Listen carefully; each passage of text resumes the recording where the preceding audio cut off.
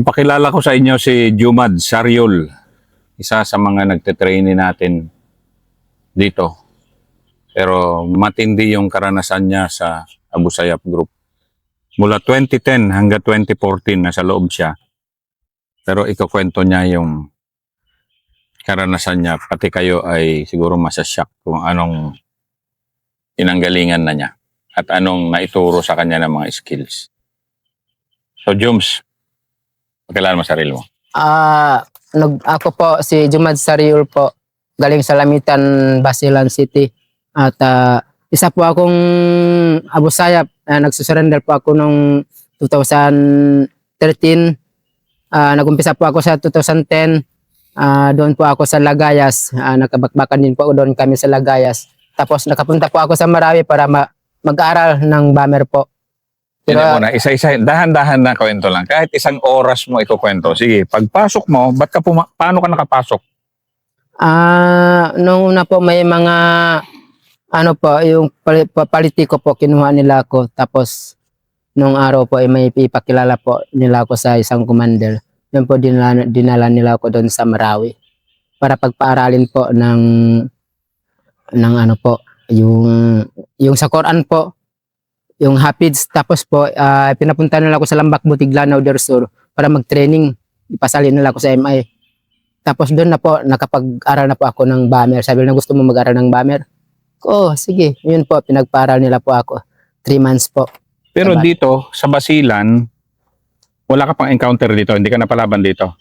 Pag-uwi namin doon po sa Marawi po, punta dito, 15 days po kami dito sa Basilan, dyan sa Lagayas. Nagkabakbakan din po kami 3 beses sa 15 araw po.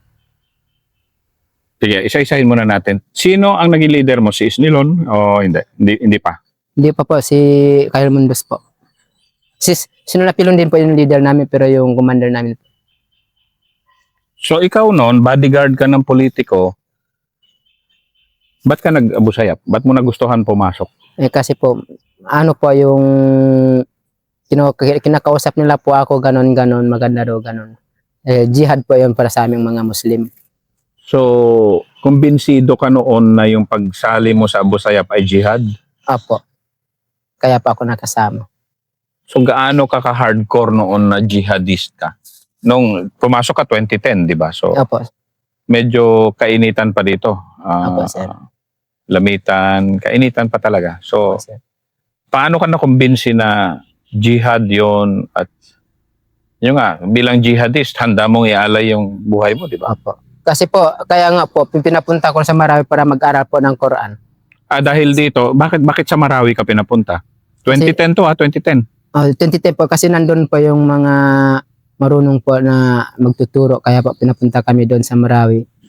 Pero hindi po yung natuloy yung pag-aral ko sa Quran, yung Hafiz po. Yung pinapunta na kami doon sa Lambak Butiglanaw del Sur para mag-training po. Mag-training na. So kinamaute na to. Pero pagpasok mo ng Marawi, marami kayong galing Basilan. 7 lang po kami. Ba't kayo ang napili? 5 lang po yung taga-Basilan, 2 po yung taga doon, yung guide namin po. 7 lang kami sa isang grupo po doon. Pero yung bulto ng maramihan na tropa ni na Isnilon, nandito pa? Dito pa po. Ba't kayo in-advance doon na kayo yung turuan? Ba't kayo yung... bata ka pa naman, bagong pasok ka lang sa Abu Sayyaf. Opo, kasi po, yun lang po, sabi nila, yung 5 kami po, gusto nila ay marunong kami sa sa mga low explosive bomber po. Pinapasok kayo doon dahil tuturuan na kayo na matuto ng bombing. Opo. Bakit ikaw? Bagong-bago kang pasok. Kasi po, yung mga iba po, na yung marunong, yung po, marami na po namatay, kaya kami na lang, wala nang mag-revenge, kaya kami yung pinagpaaral nila po para tutuluyan yung po. Bakit kailangan yung matuto ng Quran na mas lalim na pag-unaw sa Quran bago kayo matutong turuan na maging bomber? Para alam namin po yung patakaran ng mga jihad, ganun po, para hindi po kami makagawa ng masama. Yung violation po, kasi may tungkulin po din kami na susundin po. Bilang bomber? Bilang po, yung jihad. Yung pero bilang bomber kasi medyo mas mataas yun di ba? pinaunawa sa inyo yun na mas mataas yun? Hindi lang po kasi yun po ay pangdepensa namin lang po kapag may sitwasyon na bakbakan. Pangdepensa namin lang po yun kasi wala nang marunong. Ay, yung IED, ay bombing, pero yung IED ito yung mga inalagay sa, gamit na gamit nung sa Marawi, di ba? Yun lang po, mga low explosive lang po yung tinuturo sa amin. Ngayon pumunta kayo doon sa Butig. So, na-meet mo doon yung mga Maute Brothers. Apo, nandun po ako sa kanila. Ikwento mo nga yung Pag doon po kami sa kanila, 3 buwan po doon kami sa Maute. Tapos punta na kami doon sa Cotabato, Dulao Municipality, Datupiang. Doon po kami nakatira sa mga freedom fighter po. Sina Marwan. Sila Marwan po. Sige. Dito muna sa tayo sa Butig. Kasi lumaban din ako sa Butig. Pero no 2000 pa. Sa Bushra. Pero ikaw nung pagdating mo kina magkakapatid na Maute, ano naman ang mo noon? Parang ikaw yakan. May mga tausog ba doon? Kami lang po yung tausog patiyakan. Mga yun po, mga Maguindanao po. Maguindanao tsaka Maranao. Opo, nandun. So, siyempre, winelcome ka naman ng mga Maute. Anong trato sa inyo? Kasi yung pumunta kami doon to, parang lang kami sir, parang bisita lang kami doon. Inalagaan nila kami. Lang po, para mag-aral lang po kami pumunta doon. Pero hindi kayo pinapangaralan ng mga na doon? Nung panahon na yun ba, ISIS na ba dito kayo? Sa grupo nyo ni na Isnilon dito? Opo sir. ISIS na kayo dito? Opo sir. Dito pa lang sa Basilan nun, pagpasok mo ng Abu Sayyaf, ISIS na yung touring sa inyo? Ganun, parang ganun din po yun, sir. Ganun din po yun. So, nung nandun kayo, 2010? Yung nagpunta po ako dito, 2010, pag 2011 na po, nandun sa Marawi po. Kina Omar Maute?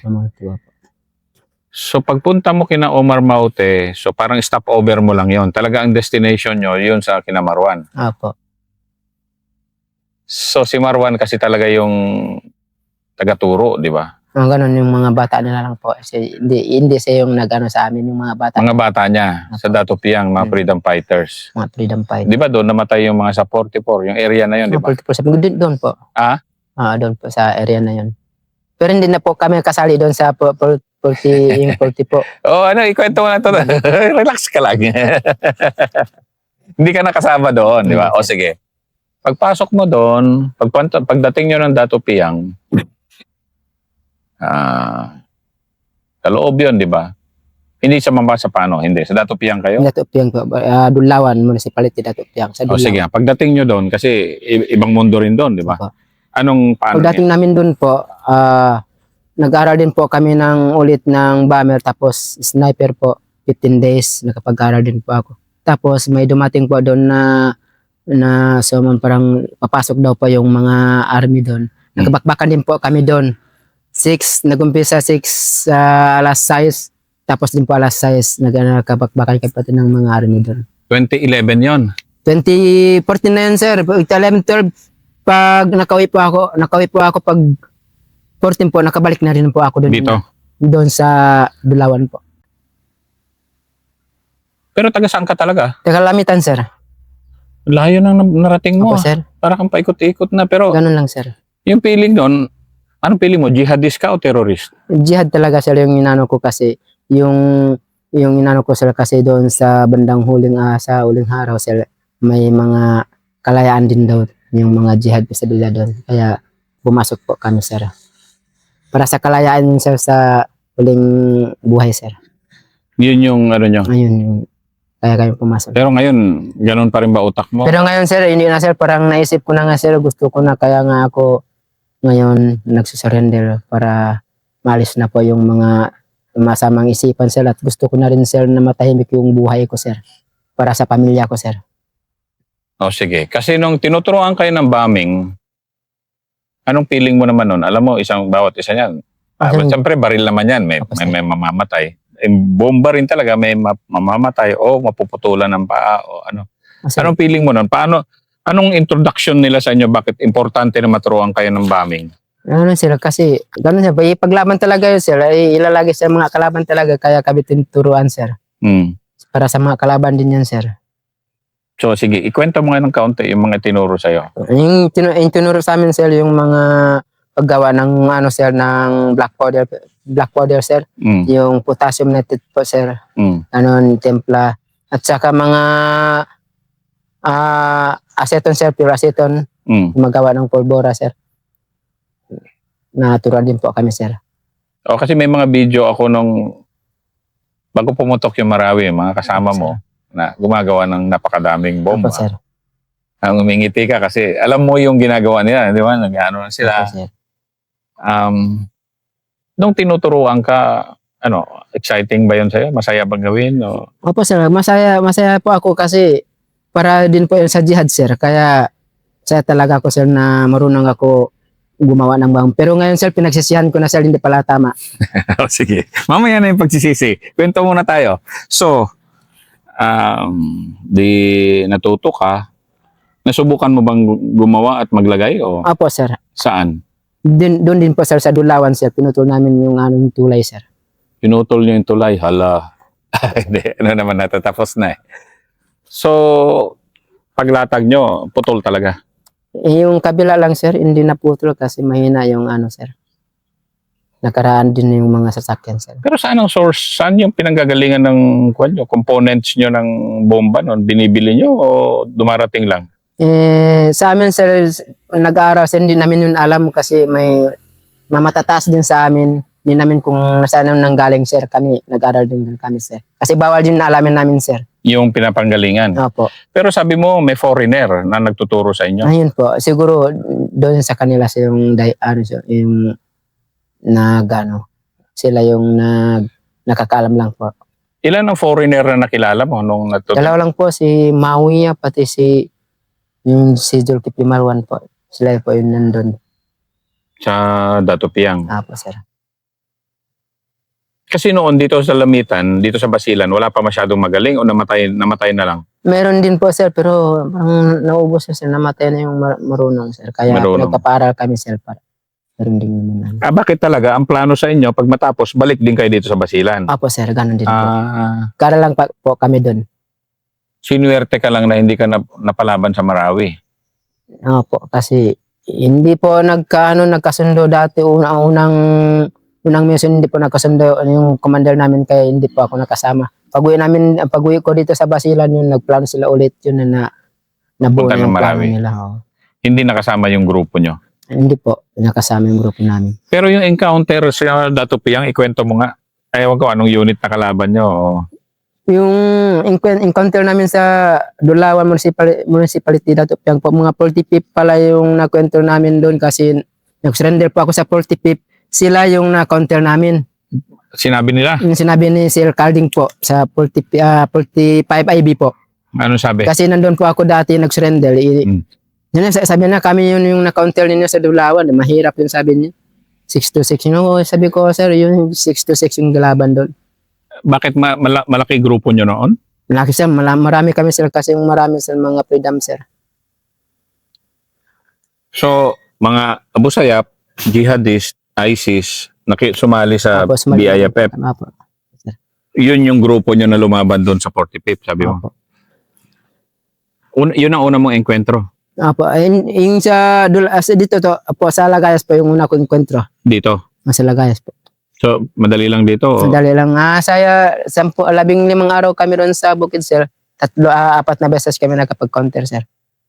Nung bagong Bagong pumasok pa ako, sir. bagong pasok ka. Apo, sir. Pag ano yan, sir?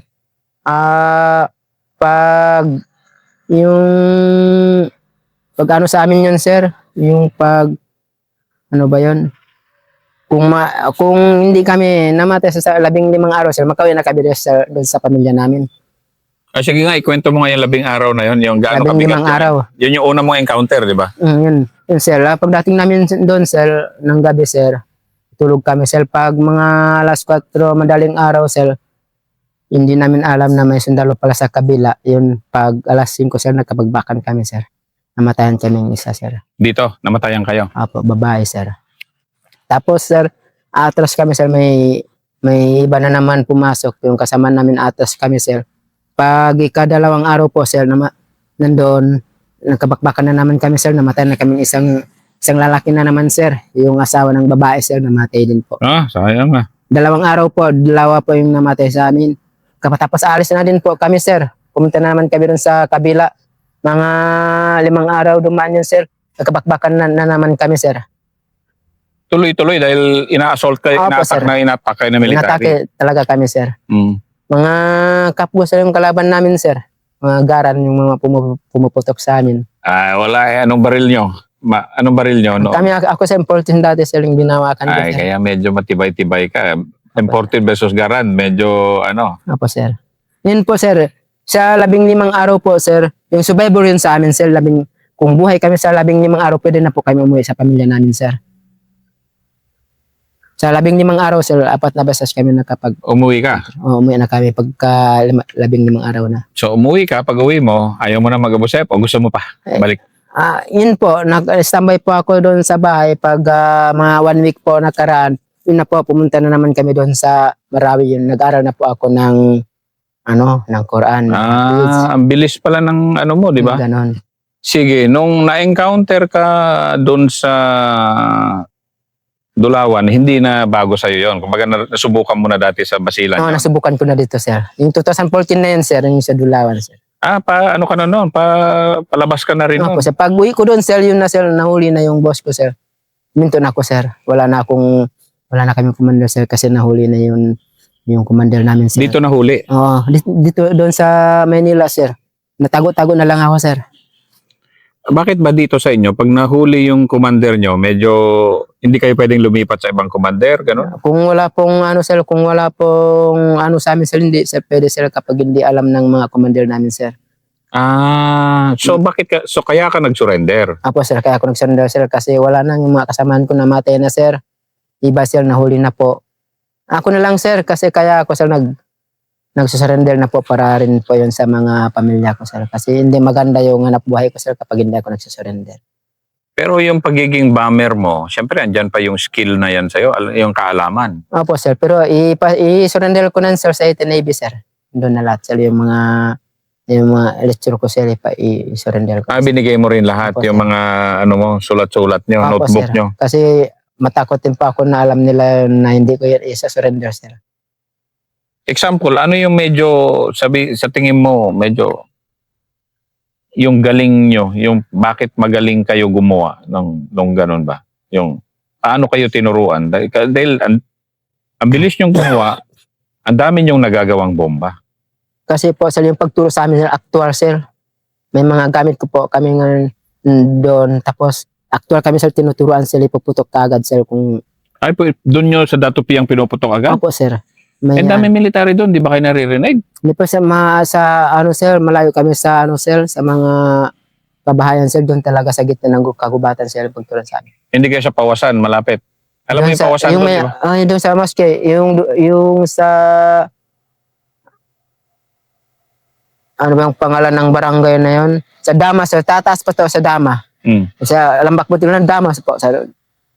Lalakad pa tayo doon sa loob, sa taas. May po doon, may mga kampo rin po doon, may mosque doon po kami. Doon kayo natuto talaga? Doon po yung pagturuan sa amin. So actual talaga yung pagtuturo? Actual talaga sir yung pagturo sa amin. Ilan kayong estudyante ng mga grupo ni Marwan? 7 po kami sir. Kasi 2014 ka nandun, 2015 kasi sa 44 na eh. Yung sa Marawi sir, 11 yun sir. Pag 14 nandun kami sir sa sir. Last po sa Bulawan. 2010 po ako dito dati nag-umpisa pag 11 doon to sa Marawi. 11 at pati 11 hanggang 12 nag-aaral po ako sa Marawi sa matagal ka rin pala sa Marawi. Opo sir. Pag 13 po, yun na uwi na din po ako dito sa Basilan. Pagka 14, pumunta na ako doon sa Dulawan sir. Yung nakabagbakan na kami sir sa 2014. Umuwi ka muna dito sa Basilan. Opo, nag-review rin po ako doon sa Dulawan sir. Tinuturuan din po kami ng BAMEL doon. Review lang po, sir. Ba't kayo, nakauwi ka na nga ng Basilan, ba't kayo binalik ulit doon? Kaya nga, sir, kasi nandun yung namin, sir. Kasi nandun yung pag-aralan namin, sir. Hindi pala galing kay kay Maute. Hindi ka pala diretso natuto ng tinuruan ng bombing, hindi pala. Hindi pa sir. Dinala kami ng commander namin doon sa kanila sir. Doon kami pinagpaaral sir. Pero alam mo na noon na talagang sobrang radical na yung jihad nila. Ano yung ikumpara ng mga pagka-jihadist ni na Maute tsaka yung kayo dito? Magkapareho lang ba? Kapareho lang sir yung ano namin sir. Sa Quran din yung kinuha yung mga jihad namin sir. May dahilan po kami sir sa Quran sir. Kaya, So, kasi ngayon ikaw, di ba, pwedeng okay lang mamatay, di ba? Yun yung ano nyo, di ba? Opo, sir. Explain mo nga na okay lang mamatay sa inyo. okay lang sa amin sir kasi kapag mamatay kami sir, nasa paraiso kami sir doon sir. Parang buhay din kami doon sir. Yun yung Ganun ano yung ano namin sa Quran sir. Hindi kami namamatay sir. Katawan namin lang yung namatay sir. Pero doon buhay din kami sir. Sa Paraiso sir. sa paraiso. Opo sir. Yun talaga yung tinuturo sa inyo. Yun talaga na Yun talaga sir. hindi kami namatay, kundi hindi namatay kami, yung katawan lang namin namatay, yung kaluluwa namin masaya din kami sa Masaya paraiso. doon, sir. So kaya wala kayong kakaba-kaba sa labanan. Walang katakot-takot sir. Gusto din namin sir namatay kaagad sir kasi yun ang hinanap namin sir. Kamatayan. Opo sir. Ikaw noon, ganon? Ganun sir. Hindi Gusto po, mo? bawal po kami sir yung kumukover po sa mga ano-ano sir. Bawal yun sa amin sir. May gera sir na kumukover kami, bawal yun sa amin sir. Ano to, kumbaga, nakikita ko kasi yung mga video nyo eh. Opo sir. Meron din nagko-cover naman, ikaw naman. Pero talagang, Yung pasaway sir. Yung mga pasaway sir. ay mga pasaway lang ang nagko-cover. Opo, Yung sir. mga normal na katulad mo, walang cover-cover. Wala talaga sir. Kapag maniwala talaga sa Allah sir, hindi talaga ko-cover sir kahit sa anong bagay sir. So, ganon ka noon kahit baguhan ka pa? Opo sir. Ganun talaga kami sir. Ilang taong ka noon? 41 ka na ngayon, di ba? 41 sir. 2014 last yung ano ko sir. 1984 man sir yung ano ko sir. Yung birthday ko sir. June 10, So, 1984. 30 ka pa lang na, 30 years old ka na. 30 years pa rin, sir. Medyo may pamilya ka na noon? Opo sir, tatlo pa yung anak ko ngayon sir. 5 na sir yung anak ko. Pero nung doon ka sa loob, may anak ka na noon. 3 pa sir.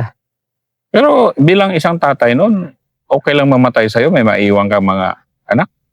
Opo sir, kapag mamatay ko sir, may one talaga yung mga anak ko sir. Hindi ko pa yun naisip sa ngayon sir dati. Noon dati, diba? Dati, hindi mo iniisip na may iwan ka ng mga anak and yun sa'yo, okay lang. Okay lang yun sir. Ngayon kasi mabuti ka ng ama, di ba? Opo sir, ngayon sir naisip ko na sir, kapag namatay ako sir, kawa talaga yung mga pamilya ko sir. Pero ngayon kaya gusto ko ngayon matahimik na sir. Pero kung may mag-recruit ulit sa'yo, Hindi na po sir kasi kaya gusto ko nang pumasok sa mga kapwa sir para matulungan ko na. Ako na rin ang tutulong sa gobyerno sir para maghanap ng mga wanted sir kasi hindi na yung tama sir. kaya mo bang patayin yung kapwa mo jihadist dati? Kung bigyan pa ako ng buhay ng Allah sir, hindi naman sila sir papatayin ko sir. Pero kakausapin ko sila para mag-surrender sir. Para mawala ng para matahimik na lang sir. Kasi bawal mo patayin sila. Bawal sir. Bakit bawal? Kasi tao rin po sila sir katulad natin sir. Kaya dapat sir, kakausapin na lang para mag-surrender sir.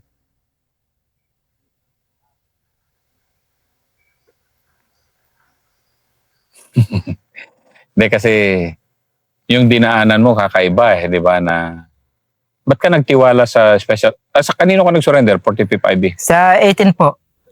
18 So paano ka nagtiwala na sa 18 IB ka mag-surrender? Nung unang-una po, yung naghawak sa akin po sa 45 po. Tapos dinala nila ako doon sa tipo-tipo. Yung naghawak sa akin po may PFC po. Tapos nandun na po ako sa 45. Nalaman po ng 18 IB kasi tagalamitan po ako, sabi na hindi daw pwede doon ako nag-surrender, kailangan daw doon sa 18 kasi 18 yung hawak ng ng lamitan, kaya i-transfer po ako doon sa 18 po. Ngayon po 18 yung naghawak sa akin. Tapos dito kayo tinetrain lang ng ng SF. Opo. Maligaya ka na ngayon. Kaya ngayon po tuwang-tuwa po ako na nandito na po ako sa gobyerno at saka handa po tumulong sa gobyerno at sa bayan po. At para matulungan ko rin po yung pamilya ko po. Anong nagbago sa'yo nung bumaba ka na? naging ano ka na, responsable ka na sa mga anak mo. Malaki po yung pagbabaguhan ko, sir. Anong pagbabago mo nga? Ikwento mo nga. Yung pagbabago ko, sir, ano na po ako, sir, wala na po akong kinakatakutan, na nagdadrive na po ako ng tricycle, hindi na akong tago-tago. Maganda na po, sir, yung pagtrabaho ko, sir. Hindi na katulad dati, sir, nagtatago-tago na lang. Ngayon po, nagdadrive ako, wala na po akong kinakatakutan, sir, kasi clear na po ako sa Clear gobyerno, ka na. sir. Kahit saan po ako pumunta, sir, wala na akong kinakatakutan, hindi nagtago-tago, sir. Yan po ang interview kay Jumad Sariol, dating Abu Sayyaf member na na-train na bomber. Kasama na ngayon na dumidepensa sa kanyang barangay. At isa na siyang mabuting ama na pinoprotektahan niya yung mga anak niya. Salamat ka sa 40 people. Maraming salamat po sa 40 at saka sa 18AB po.